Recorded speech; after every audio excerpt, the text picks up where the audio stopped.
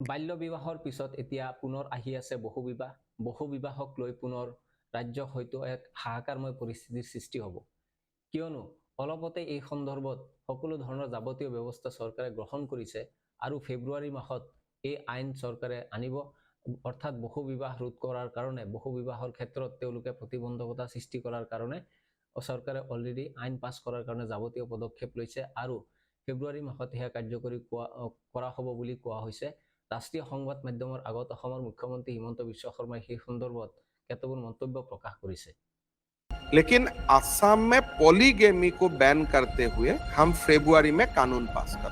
গতিকে এই কেইদিন আসুৰ গাদ্দাৰ কংগ্ৰেছৰ ব্লাউজ এইবিলাকক লৈ বিতৰ্ক চলি থকাৰ মাজতে আৰু দুটা দিন পাৰ হওঁতেই ফেব্ৰুৱাৰী মাহ আমাৰ মাজত আহি আছে আৰু ফেব্ৰুৱাৰী মাহত এই ধৰণৰ কথা বতৰা হয়তো আলোচনা হ'ব। কিন্তু জনসংখ্যা নিয়ন্ত্ৰণৰ বাবে চৰকাৰে যি পদক্ষেপ গ্ৰহণ কৰিছে, নিশ্চিতভাৱে এয়া জনসংখ্যা নিয়ন্ত্ৰণৰ বাবে এক পদক্ষেপ গ্ৰহণ কৰিছে, ইয়াক সকলোৱে ইতিমধ্যে আদৰণি জনাইছে। কিন্তু কাৰ্যত যেতিয়া ইয়াক আইনত পৰিণত হ'ব, তেতিয়া হয়তো বিভিন্ন ধৰণৰ বাদ বিবাদসমূহ আৰম্ভ হ'ব, কিয়নো ইতিমধ্যেই কোৱা হৈছে যে বহু বিবাহক একমাত্ৰ মুছলমানক লক্ষ্য কৰিয়ে বা টাৰ্গেট কৰিয়ে চৰকাৰে এই ধৰণৰ প্ৰচেষ্টাবিলাক হাতত লৈ আছে আৰু মুছলমানক টাৰ্গেট কৰি মুছলমানক তেওঁলোকৰ আস্থাত আঘাত দিবলৈ এনেধৰণৰ কথাবিলাক ইতিমধ্যে আলোচনাৰ মাজলৈ আহিছে, কিয়নো দেখা যায় যে দুটাতকৈ বা এটাতকৈ অধিক পত্নী থকা তেনেকুৱা ঘটনাসমূহ মুছলমানৰ মাজত বেছি, সংখ্যালঘুসকলৰ মাজত বেছি আৰু নিশ্চিতভাৱে ইয়াৰ জৰিয়তে জনসংখ্যা বৃদ্ধিত এক অৰিহণা যোগায়, এক কুপ্ৰভাৱ পৰে বুলি আমি ক'ব পাৰি। আৰু এই ধৰণৰ যি পৰম্পৰা চলি আহিছে, যি নীতি চলি আহিছে, সেয়া এতিয়াৰ পৰা বন্ধ কৰিবলৈ হয়তো চৰকাৰে এনেধৰণৰ আইনবিলাক আনিবলৈ তেওঁলোকে চেষ্টা কৰি আছে। আইন এটা আনি আছে চৰকাৰে নিশ্চিতভাৱে কামনা কৰিব যে ইয়াক লৈ এটা হৈচৈৰ সৃষ্টি হওক, জনসাধাৰণৰ মাজত এক প্ৰতিক্ৰিয়ামুখৰ পৰিৱেশৰ সৃষ্টি হওক, চৰকাৰে এয়া নিশ্চিতভাৱে তেওঁলোকে কামনা কৰিব। সেইকাৰণে যদি বাল্য বিবাহৰ যি ঘটনা আছিলে, বাল্য বিবাহৰ ঘটনাত সংক্ৰান্তত জড়িত স্বামীসকলক যিদৰে তেওঁলোকে গ্ৰেপ্তাৰ কৰিছিলে, তেনেধৰণে যদি আকৌ ঘটনাবিলাক হ'বলৈ যায়, অৰ্থাৎ বহু বিবাহ কৰা যি স্বামীসকল আছিলে তেওঁলোকক যদি এফালৰ পৰা গ্ৰেপ্তাৰ কৰিবলৈ যায়, তেনেহ'লে হয়তো ৰাজ্যত আন এক ভয়ংকৰ পৰিস্থিতিৰ সৃষ্টি হ'ব। যে চৰকাৰে তেনেধৰণৰ কাণ্ড কৰে নে নাই, তেনেধৰণৰ কামবিলাক তেওঁলোকে কৰিব নে নাই, সেয়া আমি এতিয়ালৈকে নাজানো, কিন্তু ফেব্ৰুৱাৰী মাহত আইনটো কাৰ্যকৰী হোৱাৰ পিছত আমি সেই কথা গম পাম।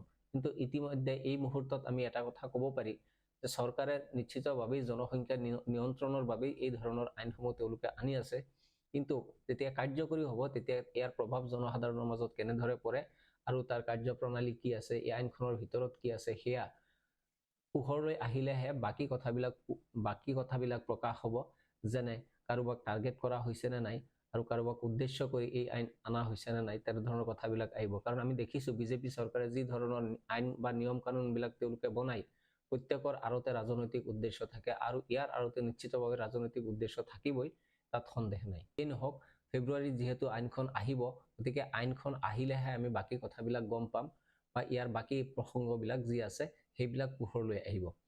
কিন্তু আমি আশা কৰিম যে বাল্য বিবাহৰ যি নিয়ম তেওঁলোকে উলিয়াইছিলে, সেই বাল্য বিবাহৰ নিয়ম উলিওৱাৰ সময়ত তেওঁলোকে কি কৰিছিলে, 5 বছৰ 10 বছৰ পূৰ্বে কোনসকলে বাল্য বিবাহ কৰাইছিলে সেই সকলোকো তেওঁলোকে এৰেষ্ট কৰিছিলে আৰু গোটেই ৰাজ্যজুৰি এক ভয়ংকৰ পৰিস্থিতিৰ সৃষ্টি হৈছিলে। ৰাস্তা ঘাটে তেওঁলোকে পত্নীসকলে এক হাহাকাৰময় পৰিস্থিতিৰ সৃষ্টি কৰিছিলে। গতিকে তেনেধৰণৰ ঘটনা সংঘটিত নহওক, তেনেধৰণৰ ঘটনা সংঘটিত হোৱাটো কোনেও কামনা নকৰে, কিয়নো যদি চৰকাৰে কোনোবা এটা নিৰ্দিষ্ট দিন বাৰ বা নিৰ্দিষ্ট তাৰিখ এটা, চন এটা তেওঁলোকে ভিত্তিবৰ্ষ হিচাপে লৈ সেই কাম কৰে আৰু সেই তাৰিখ যদি পূৰ্বৰ হয়, তেনেহ'লে এনেধৰণৰ পৰিস্থিতিৰ সৃষ্টি হ'ব। গতিকে এটা ভিত্তিবৰ্ষ, নিৰ্দিষ্ট এটা ভিত্তিবৰ্ষ আইন প্ৰণয়ন হোৱাৰ দিনৰ পৰা যদি ষ্টাৰ্ট হয়, তেতিয়াহ'লে হয়তো কাৰো ইয়াত দ্বিমত নাথাকিব, কাৰণ ইতিমধ্যেই মুছলমানসকলৰ মাজতো এই কথাষাৰ অতি গুৰুত্বপূৰ্ণভাৱে এই কথাষাৰ তেওঁলোকে উপলব্ধি কৰিছে যে জনসংখ্যা নিয়ন্ত্ৰণৰ এটা দৰকাৰ আছে। জনসংখ্যা নিয়ন্ত্ৰণ নকৰিলে সংখ্যালঘুৱেই হওক বা সংখ্যাগৰিষ্ঠই হওক, সকলোৰে বাবে এক ভয়ংকৰ পৰিস্থিতি হ'বলৈ গৈ আছে। নিবনুৱা সমস্যাকে ধৰি বিভিন্ন ধৰণৰ সামাজিক সমস্যাসমূহো এই জন্ম নিয়ন্ত্ৰণ নোহোৱাৰ কাৰণে ইতিমধ্যে যি সংগঠিত হৈ আছে, সেয়া আৰু ভৱিষ্যতে আৰু বৃদ্ধি হৈ গৈ থাকিব আৰু সমাজখনৰ বাবে এয়া কেতিয়াও ভাল হ'ব নোৱাৰে।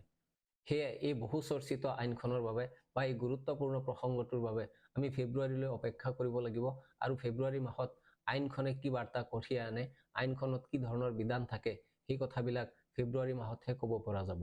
কিন্তু আশা কৰোঁ বাল্য বিবাহৰ যি প্ৰসংগ আছিলে সেই বাল্য বিবাহৰ দৰে ঘটনাবিলাক সংঘটিত নহওক।